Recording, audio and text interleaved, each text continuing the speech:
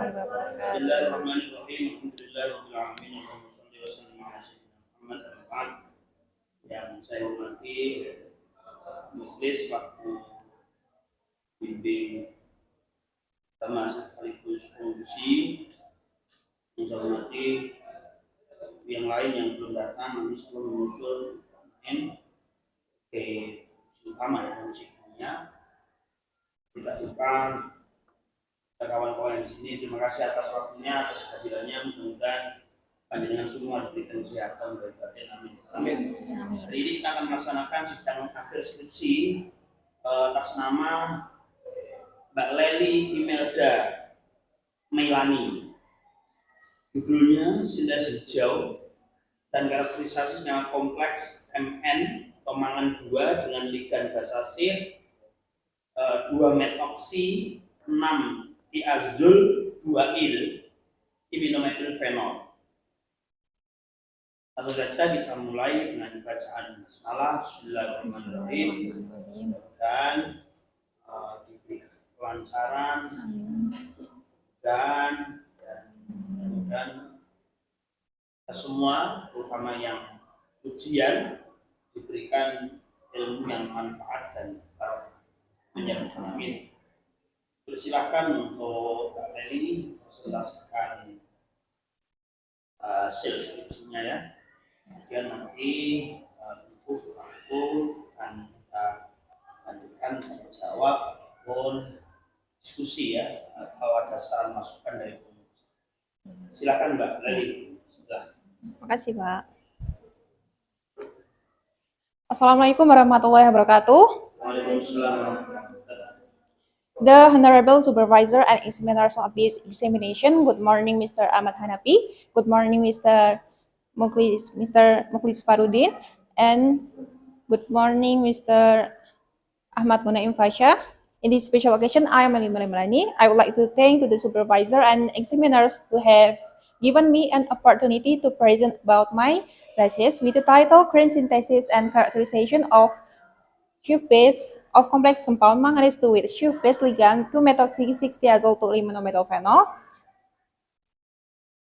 While my presentation consists of 5 chapters, first is research background, second is research aims and benefits, third is research method, fourth is result and discussion, and the last is conclusion. My research background is taken from the Quran Surah Al-A'raf, verse 74. With contents, A'udzu billahi minasyaitonir rajim. Bismillahirrahmanirrahim. Wad'uru idza ja'alakum khulafa'a min ba'di 'adin wa bawwa'akum fil ardi tattakhiduna min suhuliha qusuran wa tanqituna jibala buyuta fad'uru 'ala Allahi wa la ta'thaw fil ardi mufsidin, which mean, and remember when he made you caliphs of the earth and placed you on earth. On level ground you build palaces, and on the hills you carry houses. So remember the favors of Allah and do not make mischief in the earth. Next is my research background using Schiff base. Schiff base are synthesized through a condensation between primary amines and aldehydes or ketones using an acid base or even no catalyst. Schiff base compounds were first discovered by the German scientist Hugo Schiff in 1864. Schiff base was chosen to be used as a ligand, a complex compound, because it has the ability to stabilize metal ions. A complex compound is a compound formed from a central atom with one or more ligand protecting group that donate ion pairs of electrons. Next is the reaction of the compound. Autovanillin as a aldehyde to amine-thiazole as a primary amine and producing the product 2-methoxy-6-thiazole 2-monomethyl-phenol. Based on Quran Surah Al-A'raf, I used the Granny method, where the ingredients I used were 2-amino-thiazole and orthovanillin with manganese metal complex, with variety time 20, 30, and 30 minutes. The method that I used is Granny method, and these are some studies using Granny method, such as Jovianto in 2020 with primary amine P-anisidine and aldehydes or ketones orthovanillin with percent yield 96.35%.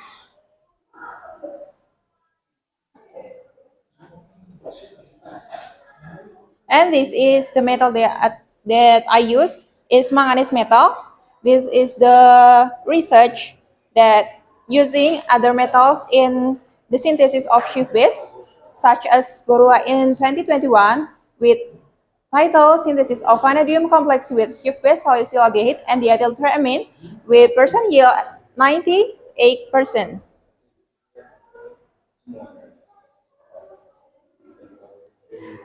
And the application of the Schiff-based complex with several research are mentioned here. First, use for synthesis in the production of pharmaceutical and agrochemical industry. Second, use in the field of medicine because it affects the biological activities such as antibacterial activity. And the last, use as catalyst in various biological, polymeric, and dye systems. Next is my research aims. First, to determine the result of the Schiff-based characterization of 2-methoxy-6-thiazole to aluminumethylphenol. Second, to determine the characterization of the Schiff-based complex from manganese 2-methyl and 2-methoxy-6-thiazole to aluminumethylphenol ligand by Crenny method.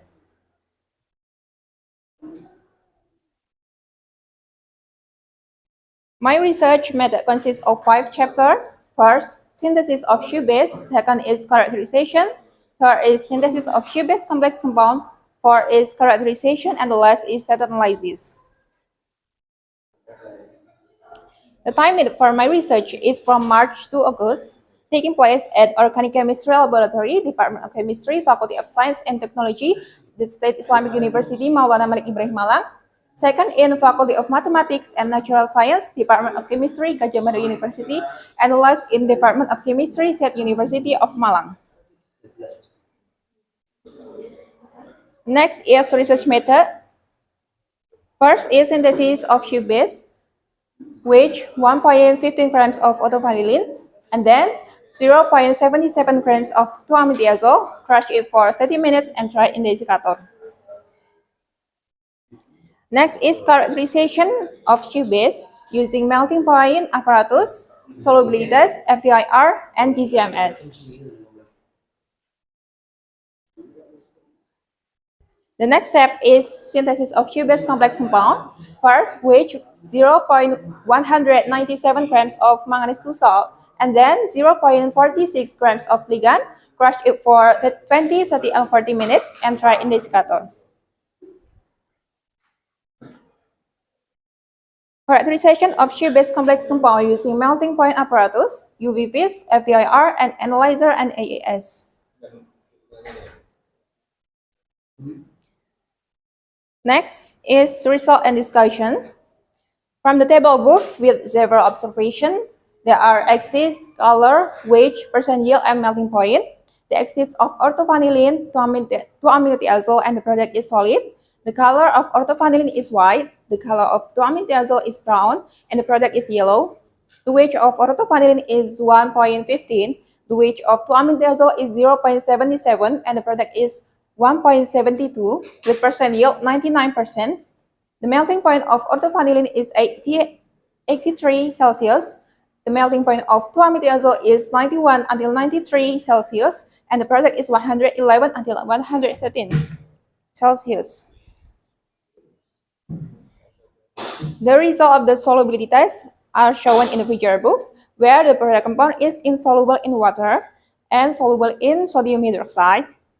The solubility is in sodium hydroxide because the product compound has a phenol group which will then react and form phenolic salts. The resulting phenolic salt will dissolve in water.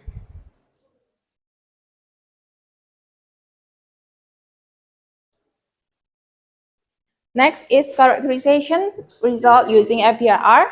FTIR testing to find functional groups where the functional groups indicate a target compound. The result of the orthovanillin test obtained a characteristic that there is absorption at CO double bond, and 2-amino-thiazole there is absorption of N to H group, and then the functional group are lost in the product compound and replaced with a new absorption, namely the imine group CN double bond on the bill.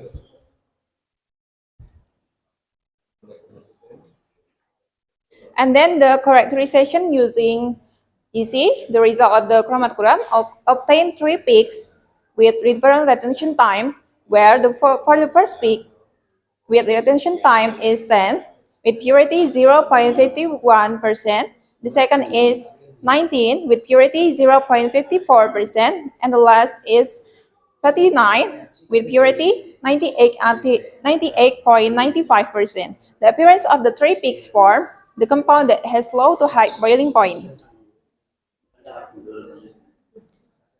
Next is the result of the mass spectra show a compound based on molecular ions, where for the first peak with molecular ion 100 is thiometazole, the second with molecular ion 152 is orthovanillin, and the third with molecular ion 217 is a product. Next, the result of synthesis of Q-based complex compound with physical properties. There are observation parameter, axis, color, weight, and melting point. Shift-based ligand, manganese 2 salt, and the product is solid. The color of shift-based ligand is yellow. The color of manganese 2 salt is light pink, and the product is orange to deep orange. The weight of shift-based ligand is 0.19. The manganese salt is 0.41. The product is 0.59 until 0.61. The melting point of C base is 83 Celsius. The melting point of manganese 2 salt is 91 until 93 Celsius, and the product is 213 until 216 Celsius. Next, characterization using a UV visible spectrophotometer is carried out to determine the maximum wavelength value of synthesized compound. Shift-based ligand show absorption with a wavelength of 264 nanometers, while typical absorption for complex compound in the TT transition has a wave intensity at maximum lambda 611 nanometer. Next, the result of characterization result using FTIR. FTIR testing aims to find functional curves where the functional curves indicate a target up compound. The result of the complex compound that show that there is MNO absorption and MNN absorption at weight number 562 until 439, and then there is a shift in the imine group CN double bond at 1596 to 1604. Next is characterization result using AAS. Characterization of shift-based complex compound using AAS instrument aims to determine the levels of the manganese metal ions in the complex compound. Standard curve result from the complex characterization using AAS and comparison of percent manganese content in complex compound and theoretical structure prediction are shown in the figure above. Analysis of an element level in complex compound is used to determine the percent N in complex compound, and also the result of this analysis later used to support the structure prediction, and then have been obtained using AAS, which analyzes the percent content of manganese metal in complex compound. Comparison of the percentage result of theoretical and experimental analysis of element and show is shown in the table above. And this is the alleged shift-based complex reaction is shown in the figure above. The last is conclusion. The result of the characterization of the shift-based compound using the cranium method produces a compound with yellow physical properties in the form a solid with a melting point of 113 until 118 Celsius. The chemical properties test results show that the synthesis product is soluble in sodium hydroxide solution but not in water. The synthesis product shows a typical absorption of the imine group CN double bond at wave number 1506 cm in the FTIR spectra. This is also supported by the result of the characterization using GZMS, which detected the high base with a retention time 39 with an area of 98 until 98.95% and had a best peak of 217 with a molecular ion of 234, which corresponds to the molecular weight of the base compounds. Shift 2-methoxy-6-thiazole to iminomethyl phenol. Next, the result of the characterization of the shift-base complex compound from the ligand 2-methoxy-6-thiazole to iminomethyl phenol with manganese 2 metal using the Gray method have physical characteristic in the form a solid that is orange until deep orange, concentrate with a melting point of 213 until 215, 214 until 216, 214 until 218 Celsius. FTIR results show that there is a new absorption at wave number 439 centimeter, which shows MNN bonds and MNO bonds at wave number 462 centimeter. Analysis using AAS and N element content was carried out on samples with variation of 30 minutes and then obtained a prediction of the formula, which has the geometric shape of an octahedral complex compound with a manganese content 9.5 and content of 9.7. That's all for my presentation. I'm sorry for all my mistakes. Thanks for your attention and wassalamualaikum warahmatullahi wabarakatuh. Waalaikumsalam warahmatullahi wabarakatuh. Silakan Pak Munis duluan. Iya, dulu. Baik, terima kasih. Assalamualaikum warahmatullahi wabarakatuh.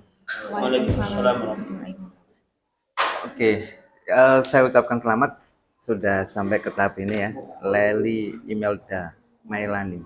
Iya, Pak. Oke, baik. Islam dan sains ya. Islam itu sebagai pendekatan atau sebagai paradigma dalam pengembangan sains ya. Jadi kita posisikan Islam sebagai pedoman hidup untuk pengembangan sains. Nah, pada bab pertama latar belakang. Latar belakang ada ayatnya kan gitu ya. Iya, Pak. Ada ayatnya. Nah, peran dan fungsi ayat ini apa di dalam tema ini? Di dalam atau lebih tepatnya di dalam pengembangan sains ini? Dalam pengembangan sains ini, ayat ini berfungsi agar kita sebagai manusia selalu mengingat nikmat Allah dengan cara bersyukur dan tidak merusak lingkungan. Jadi dihubungkan dengan penelitian saya yang tidak merusak lingkungan, gitu, Pak, dengan metode green chemistry. Oke, sebenarnya ada problem apa ya sehingga penelitian ini muncul? Ini nih simpelnya apa? Ini nih ada bahasa safe ya, kemudian ada isu lingkungan ya. Iya. Ini apanya? Hubungannya apa? Hubungannya, jadi kalau di kimia itu bisa menghasilkan limbah yang mana dapat merusak lingkungan. Jadi di penelitian saya itu tidak menggunakan bahan-bahan yang dapat merusak lingkungan. Oke, yang dilakukan apa? Menggunakan metode pengerusan, jadi dan tidak menggunakan katalis juga, Pak, yang bisa merusak lingkungan. Oke, yang ditahan supaya tidak rusak itu apanya ini? Ini kan ada senyawa kompleks ya. Ini bagi orang awam kayak saya mengenai dunia. Ini besi atau apa yang apa? Ini logam mangan, Pak. Logam gitu ya. Dan itu bisa korosi atau apa? Kemudian menciptakan sintesis hijau itu apa? Sintesis hijau itu metode yang ramah lingkungan. Jadi sintesis saya itu menggunakan metode pengerusan yang ramah lingkungan, yang tidak menggunakan alat-alat yang sekiranya nanti jadi tidak ramah lingkungan. Oke, jadi bab 1 ini clue-nya adalah kita sebagai khalifah punya tanggung jawab untuk tidak membuat kerusakan di bumi. Iya, Pak. Gitu ya? Iya. Oke, saya geser ke bab 2. Kalau begitu berarti bab 2 itu kan tinjauan pustaka atau lebih banyak literasi kita mengenai apa? mengenai arah atau tujuan sebenarnya penelitian ini mau kemana, tapi berdasarkan literasi. Nah, di dalam Islam, apa prinsip-prinsip Islam di dalam pengembangan teknologi ini? Prinsip is- Coba tarik tema besarnya. Ini tema besarnya apa? Ya, Ya. Terus berpedoman pada nilai-nilai Islam apa saja? nilai-nilai Islamnya yang Itu sudah ditulis. Sebenarnya sudah ditulis. Tinggal sebagai apa, Pak? khalifah Allah gitu, Pak.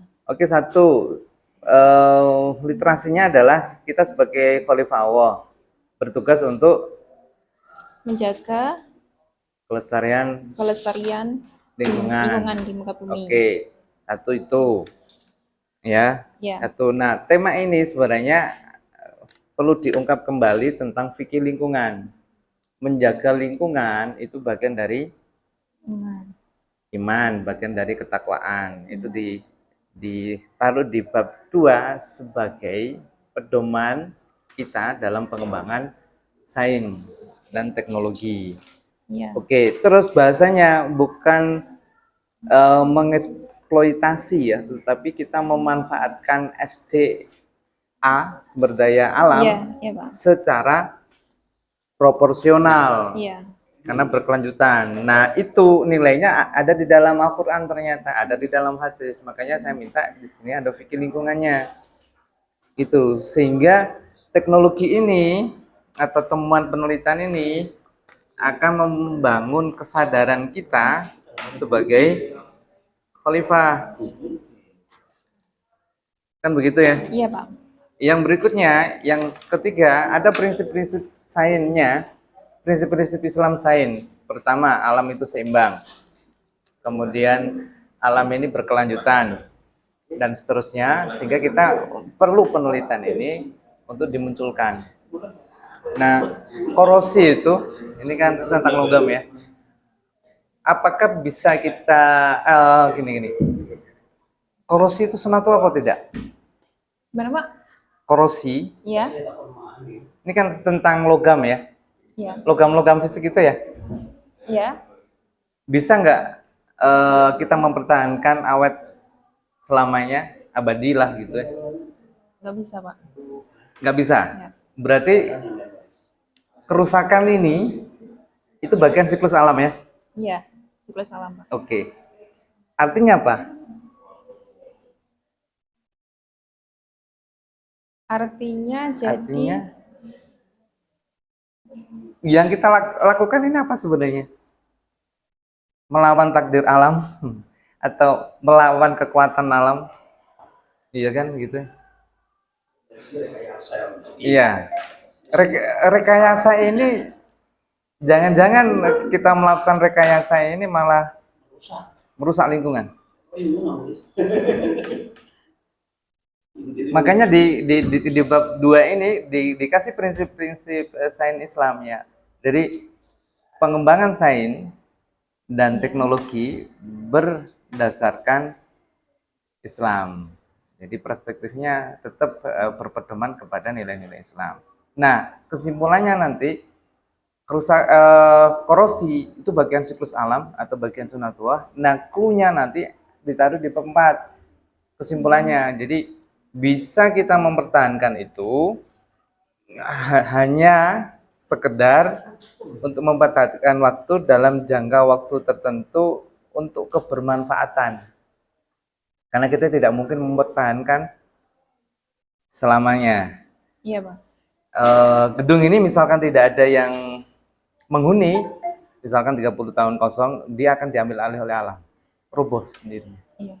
Nah, itu siklus alam. Coba kalau tidak ada siklusnya, maka penuh sesak ya.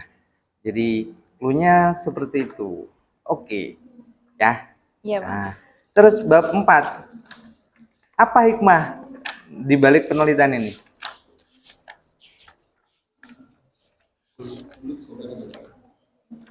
Hikmah di balik penelitian ini. Apa hikmahnya?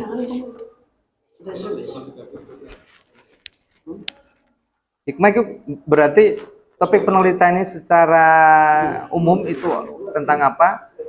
Kemudian peran sainnya apa, teknologi apa, kemudian kita mengambil kesimpulan untuk kesadaran kita sebagai khalifah. Ini paham nggak? Paham nggak yang saya maksud? Boleh diulangi lagi nggak, Pak? Oke. Hikmah di balik penelitian ini apa? Iya. Jadi dari penelitian ini kita dapat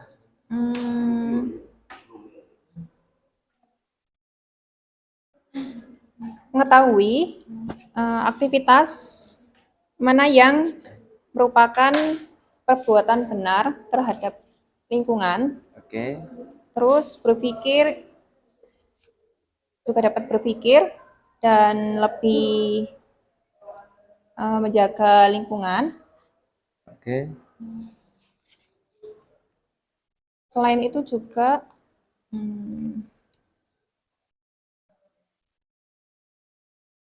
dalam pengelolaan lingkungan juga kita terhindarkan dari hal-hal yang negatif.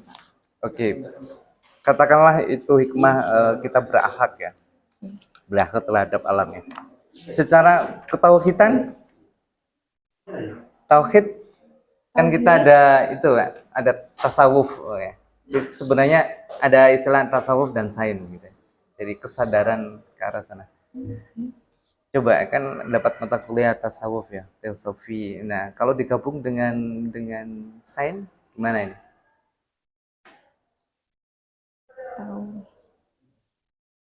Ini butuh perenungan memang. Nah, kan gitu. Saya kira sudah pernah diskusi kita. Saya hanya mengkonfirmasi ulang. Jadi hasil penelitian ini bisa ada dua hal. Oke ya. Dua hal. Kita bisa berakhlak melalui sains dan bisa bertauhid melalui sains. Jadi alam semesta ini diciptakan Allah dengan tujuan apa? Dan kita sebagai pengisinya lalu apa? Kemudian nanti kesimpulannya ada di tauhid, gitu ya. Tauhidnya apa? Allah Maha Pencipta, Allah Maha Baik, Allah Maha Rahman dan Rahim dan sebagainya. Karena ada hikmah di balik siklus alam ini. Kan begitu ya. Iya. Jadi nanti diskemakan lagi, ditata ulang logikanya, narasinya, bahwa sebenarnya penelitian ini selain dalam pengembangan keilmuan secara sains itu untuk memperkuat iman dan takwa kita, kan gitu ya? Ya. Oke. Iya, Pak. Jadi itu diperbaiki. Saya sudah kasih catatan di sini. Terus perhatikan tulisannya masih banyak tipe-tipenya ya. Iya, Pak. Oke, itu aja yang bisa saya tambahkan. Terima kasih dan sekali lagi selamat. Saya kembalikan ke Pak Nafi. Terima kasih, Pak. Oke. Ya. Bagaimana ujian? Akhirnya tiga enggak ya? Enggak, Pak. Enggak.